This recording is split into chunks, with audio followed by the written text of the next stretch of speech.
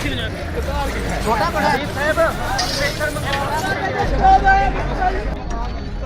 सारा कुछ ये ब्लास्ट हुआ है शायद ब्लास्ट था क्योंकि इलेक्ट्रिक तो इतना नहीं हो सकता कोई आपके अंदर सिलेंडर वगैरह नहीं था बैंक के अंदर? कोई सिलेंडर कितने लोग थे बैंक के अंदर उस वक्त? 7 से 8 लोग आप 7 से 8 लोग बैंक के अंदर थे।